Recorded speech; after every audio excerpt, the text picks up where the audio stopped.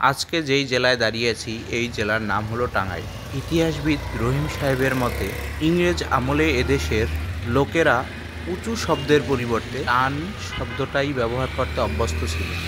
এখনও টাঙ্গাইলের এই অঞ্চলটায় টান শব্দের প্রচলন রয়েছে। এই টানের সাথেই আইল শব্দটি যুক্ত করা হয়, আর সেই টান এবং আইল শব্দ থেকেই রূপান্তরিত হয় টাঙ্গাইল। 1878 খ্রিস্টাব্দে প্রকাশিত রেনেল তার মানচিত্রে এ সম্পূর্ণ অঞ্চলকে আটিয়ে বলে। 1866 খ্রিস্টাব্দের আগে টাঙ্গাইল নামে কোনো স্বতন্ত্র স্থানের পরিচয় পাওয়া যায় না। টাঙ্গাইল বাংলাদেশের মধ্যাঞ্চলে অবস্থিত।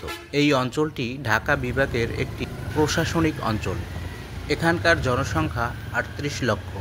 এর আয়তন 3414.35 বর্গ কিলোমিটার।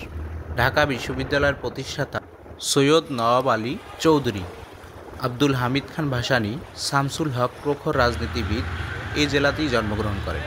এটি ঢাকা বিভাগের একটি গুরুত্বপূর্ণ জেলা।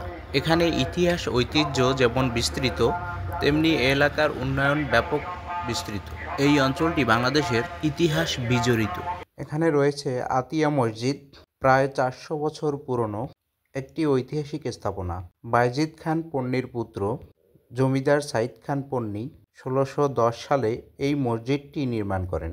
এর আয়তন 18 মিটার দৈর্ঘ্য, 12 মিটার প্রস্থ।